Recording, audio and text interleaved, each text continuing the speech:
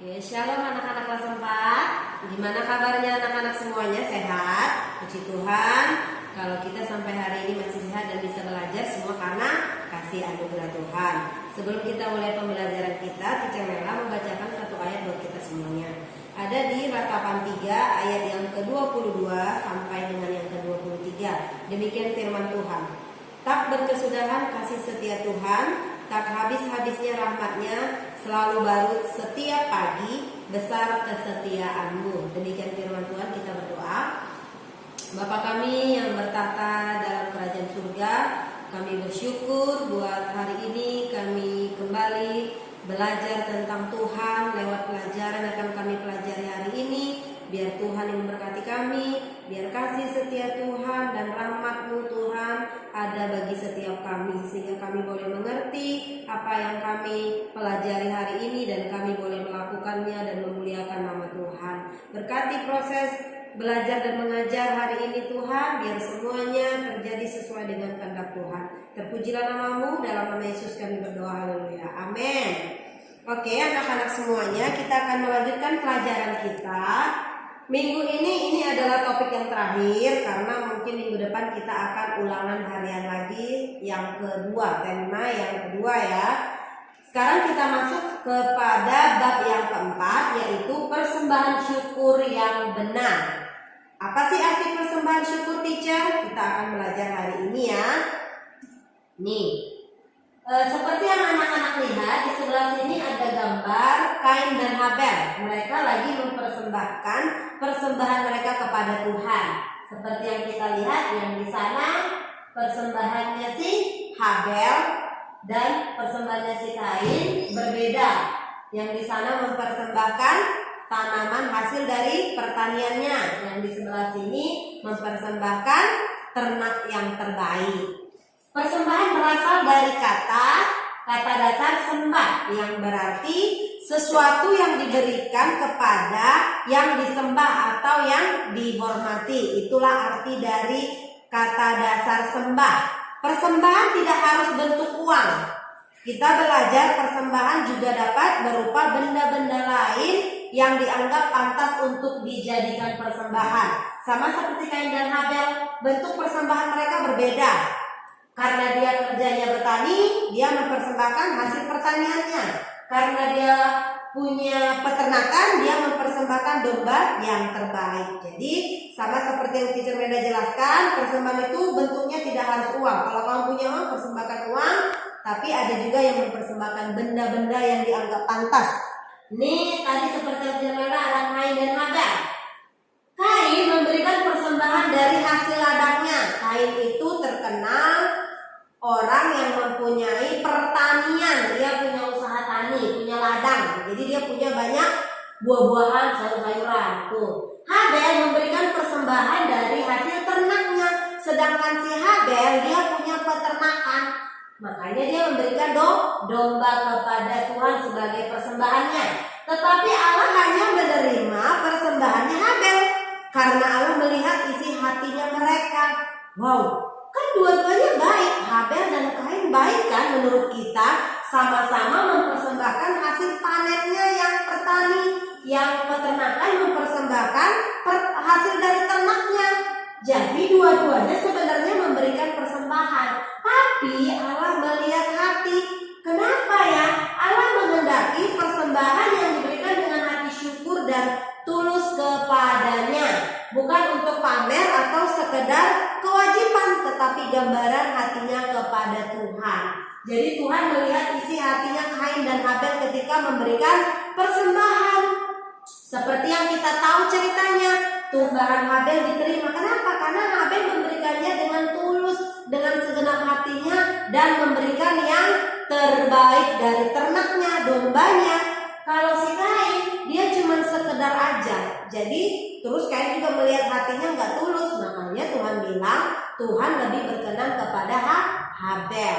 Itulah bentuk persembahan. Nih hasil panen.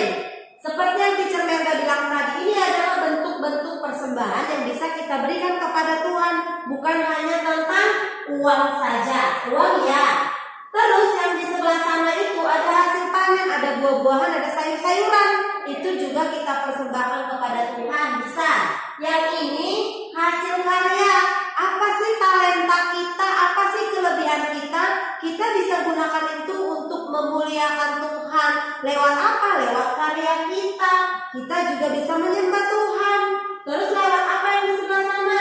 Lewat waktu kita. Kita juga bisa menyembah Tuhan lewat waktu yang kita berikan kepada Tuhan. Contohnya nih, mau berdoa, berapa banyak sih waktu yang kita sediakan untuk menyembah Tuhan, untuk berdoa? Jangan-jangan hari Minggu aja cuma 2 jam kita malas. Kadang satu hari cuma 2 jam hari Minggu itu Tuhan minta. Dalam bekerja kita habis waktunya, tapi waktu berdoa kita kurang. Itu yang Tuhan tidak suka. Tuhan mau kita mempersembahkan waktu kita. Kan teacher kita kerja, kan teacher kita sekolah. Waktu kamu belajar dengan memberikan yang terbaik, kamu sudah menyembah Tuhan. Kan nggak mesti berdoa itu harus memberikan waktu, harus khusyuk 24 jam muji nyembah Tuhan. Enggak. Waktu yang kamu gunakan setiap menit, setiap detik, setiap waktu itu juga bisa kamu gunakan untuk menyembah Tuhan. Di rumah, mungkin mama papa kerja, kamu sendiri di rumah. Apa yang kamu lakukan dengan waktumu di rumah? Main-main kah? Atau menyia-nyiakan waktu kah? Atau sebaliknya kamu belajar, melakukan tugasmu sebagai anak? Pesan mama harus belajar, baca Alkitab, berdoa. Itu yang Tuhan lihat. Jadi waktu kamu juga diminta untuk menyembah Tuhan. Ketika kamu di rumah, jadilah anak yang baik. Ketika kamu di sekolah, jadilah murid yang terbaik. Oke, mengerti ya? Kita lanjutkan. Ini jadi arti persembahan syukur adalah gambaran isi hati manusia bahwa hidupnya sangat bergantung kepada Allah dalam hidupnya. Ketika kita memberikan persembahan kepada Tuhan, itu tandanya kita bergantung kepada Tuhan. Kenapa? Karena kita ini gak ada apa-apanya tanpa Tuhan. Jadi kita harus senantiasa mempersembahkan hidup kita untuk kemuliaan Tuhan. Persembahan syukur tidak sama dengan sumbangan. Jadi bukan sekedar emangnya kolekte itu berjalan untuk minta sumbangan. Bukan. Justru apa yang kita berikan itu adalah ucapan syukur kita kepada Tuhan. Jadi apa yang kamu berikan itu melambangkan isi hatimu kepada Tuhan. Persembahan syukur adalah gambaran hubungan manusia dengan Allah. Contohnya nih, kalau kamu dekat sama papa atau mama, lagi baik, atau kamu ada maunya nih, terus kamu baik-baikin mama papa, ketika hati mama papamu tiba-tiba ngerasa, oh kok anakku kayaknya baik ya, tiba-tiba mamamu bermurah hati, terus mama akan memberikan apa? Yang terbaik kepada kamu. Kalau kamu minta pasti diberikan. Jadi hubungan baik kamu dengan orang tuamu mempengaruhi diberikannya atau tidak apa yang kamu minta. Demikian juga ini. Persembahan syukur adalah gambaran hubungan manusia dengan Allah. Jadi hubungan kita dengan Tuhan digambarkan juga bagaimana cara kita bersyukur, bagaimana cara kita memberikan persembahan syukur kepada Tuhan. Bukti ketergantungan hidup manusia kepada Allah Sang Pencipta. Seperti yang Teacher Mega bilang tadi, kita bergantung kepada Tuhan, makanya kita senantiasa harus bersyukur kepada Tuhan. Ingat bahwa apa yang kita terima semuanya berasal daripada Tuhan dan kembali kepada Tuhan. Manusia memberikan persembahan syukur untuk menunjukkan isi hatinya bahwa ia membutuhkan kehadiran Tuhan di dalam hidupnya. Jadi tindakan kita, tindakan anak-anak semua dan teacher dalam memberikan ucapan syukur, persembahan syukur, itu membuktikan isi hatinya kita bahwa kita itu butuh Tuhan. Lanjut nih, persembahan syukur adalah miliknya Allah. Tuh coba kamu lihat gambar-gambar yang dua sana, ada tanda tanya. Apa yang ada di pikiran anak-anak semuanya ketika melihat tangan memasukkan kolektor terus sama janda disapa yang ada di bawah itu memasukkan persembahan? Apa yang ada di pikiranmu ketika kamu melihat gambar ini? Mungkin persembahan umat adalah bentuk ucapan syukur kepada Allah. Jadi ketika kamu melihat itu, kamu harus ingat, itu tandanya kita harus selalu memberikan hidup kita kepada Tuhan. Seperti yang Teacher Mela bilang tadi, tidak melulu tentang uang persembahan itu, tapi ini Teacher melambangkannya Uang. Kalau kita ke gereja kita mempersembahkan uang. Kalau di kampung zaman dahulu kalau memberikan persembahan seperti persembahan persepuluhan yang Teacher Melda ingat, harus 1 tahun, harus panen dulu baru mereka bawa ke gereja ucapan syukurnya. Penghasilan selama setahun, selama mereka panen itu dipersembahkan sama Tuhan. Beda dengan kita yang sekarang. Kalau sekarang kan udah modern. Ketika mama papa kerja yang diterima adalah uang mentah-mentah. Jadi uang itu yang harus kita persembahkan kembali kepada Tuhan.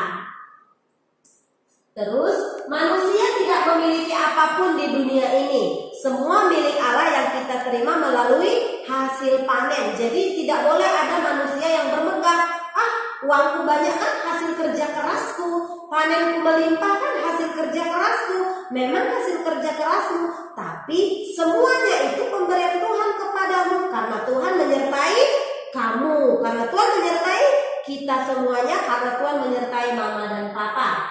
Atau penghasilan dalam pekerjaan setiap hari. Pada saat memberikan persembahan syukur, sebenarnya kita sedang mengembalikan miliknya Tuhan dalam bentuk yang bermacam-macam. Itu adalah wujud syukur kita atas semua peristiwa, baik yang menyenangkan maupun yang tidak menyenangkan. Jadi ucapan syukur kita tidak dipengaruhi dengan keadaan kita.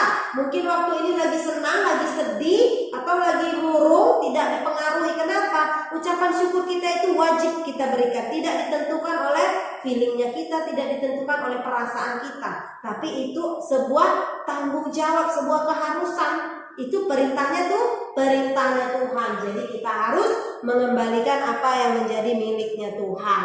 Pemberian ucapan syukur adalah tindakan mengembalikan apa yang sebenarnya menjadi miliknya Allah yang ada di dalam kehidupan manusia.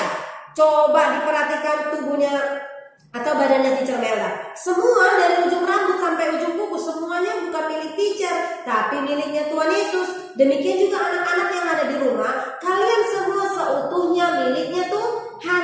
Jadi apa yang ada dalam kehidupan kalian itu harus dipersembahkan sama Tuhan.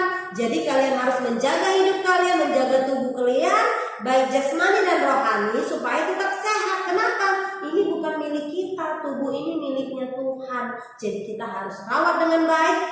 Perhatikan apa yang kamu lihat. Jangan lihat hal-hal yang gak benar, yang gak baik, yang porno, atau yang mungkin hal-hal yang membuat kamu melakukan dosa. Telingamu juga, apalagi perkataanmu harus kamu jaga, hatimu harus kamu jaga, pikiranmu harus kamu jaga. Jangan mikirin pikiran yang kotor, harus bersih pikirannya, harus berpikiran positif. Perkataannya juga harus perkataan anak Tuhan yang benar.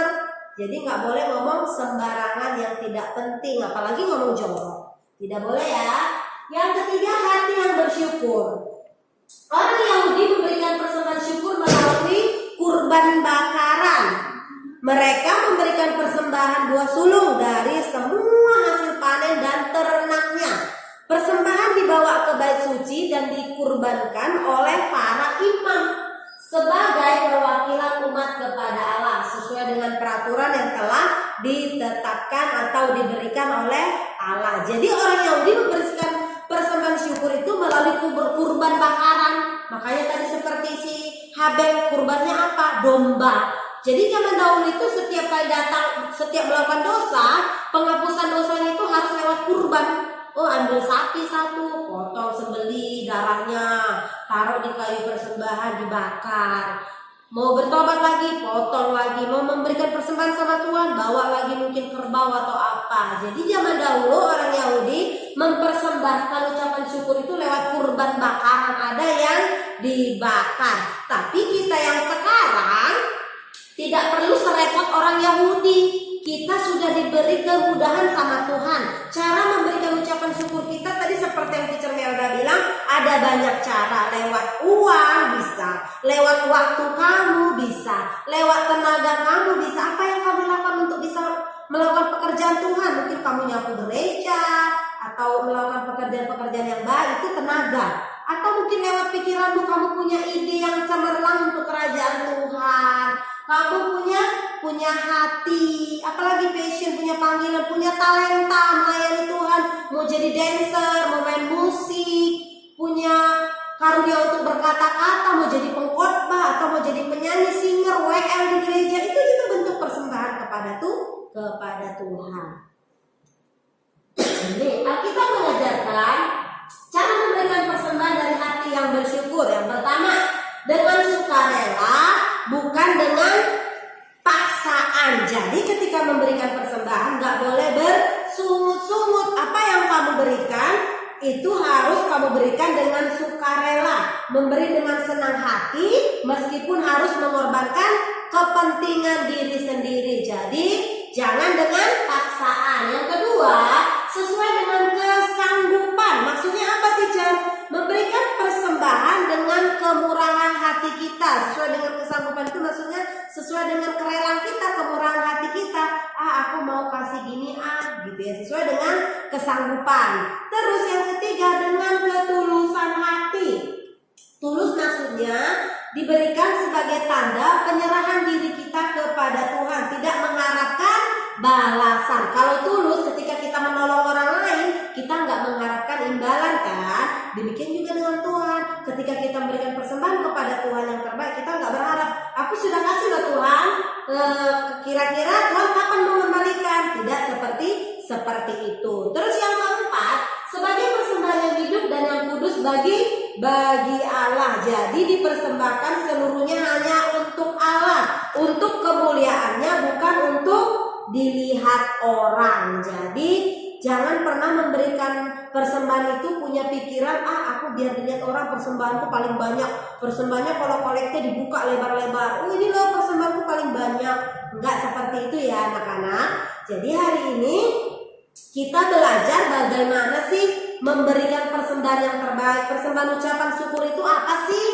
Terus kira-kira apa sih yang kulakukan supaya Tuhan berkenan dengan ucapan syukurku seperti Tuhan berkenan kepada ucapan syukurnya si Habel, ya. Demikian pelajaran kita hari ini. Ini homeworknya ada di halaman 41 dan 43. Itu soalnya tentang pilihan berganda dan ada SSS. Kalian coba kerjakan dan jawab, karena minggu depan kita akan ulangan harian. Ini itu aja. Kalian belajar di rumah, stay at home, stay safe, stay healthy ya. Oke, let's pray.